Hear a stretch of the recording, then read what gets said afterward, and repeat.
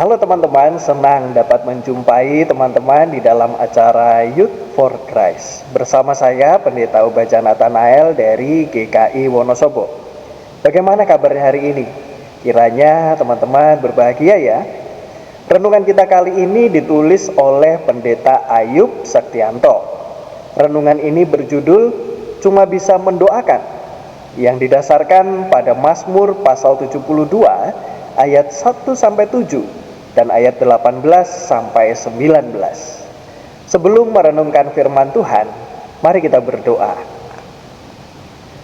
Ya Tuhan yang kami kenal dan kami sembah di dalam Yesus Kristus, terima kasih untuk penyertaan Tuhan di sepanjang kehidupan kami. Tuhan, saat ini kami akan merenungkan firman-Mu.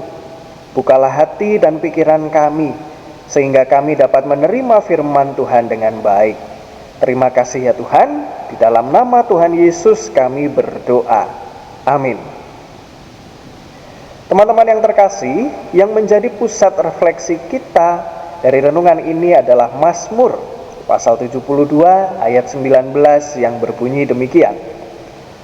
Dan terpujilah namanya yang mulia selama-lamanya, dan kiranya kemuliaannya memenuhi seluruh bumi.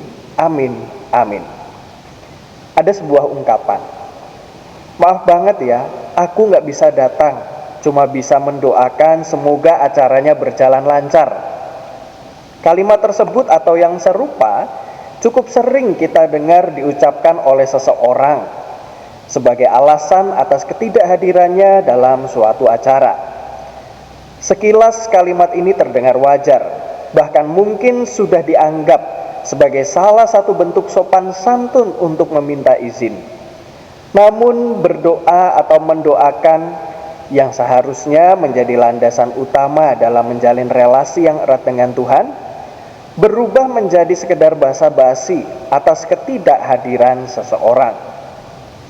Berdoa merupakan ekspresi ketundukan dan kebergantungan penuh Raja Salomo kepada Tuhan. Sebagai raja yang mewarisi tahta Daud ayahnya, Salomo mengemban tanggung jawab kepemimpinan yang berat. Ia meyakini bahwa tanpa memohon hikmat dari Allah, mustahil baginya untuk memerintah dengan bijaksana dan adil berdasarkan hukum serta kehendak Tuhan.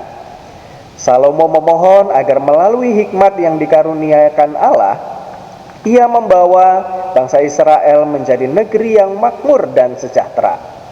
Ia berdoa agar selama masa pemerintahannya, hikmat, kebijaksanaan, dan keadilan itu terus melekat dan diwujudkan dari waktu ke waktu. Atas segala doa dan permohonan yang dinaikkan, Salomo bersyukur dan memuliakan nama Allah. Yud, berdoa itu penting dan berharga. Berdoa bukan sekedar cuma atau hanya. Dia bukan hanya dilakukan pada saat-saat tertentu dalam hidup, melainkan dalam setiap saat kehidupan. Berdoa merupakan bahasa kasih yang merekatkan relasi kita dengan Allah. Sebagai disiplin rohani, doa perlu dibiasakan, sekaligus dinaikkan dengan sungguh-sungguh. Teman-teman yang terkasih, untuk menutup renungan kita hari ini, mari berdoa. Ya Tuhan, ajar kami untuk selalu dekat dengan Tuhan. Ingatkan kami untuk selalu menjalin relasi dengan Tuhan. Dan kiranya setiap doa, permohonan, dan ungkapan syukur yang kami ungkapkan kepada Tuhan, itu semua adalah ketulusan kami dan kesungguhan kami. Kami ingin selalu dekat dengan Tuhan. Terima kasih ya Tuhan. Kami akan melanjutkan aktivitas kami. Kiranya Tuhan yang memimpin, memberikan kami hikmat dan menuntun kami. Terima kasih Tuhan. Di dalam nama Tuhan kami Yesus Kristus kami berdoa. Amin. Teman-teman yang terkasih dalam Yesus Kristus, demikian renungan kita hari ini. Jangan lupa subscribe, like, dan bagikan kepada teman-teman yang lain ya. Tuhan Yesus memberkati.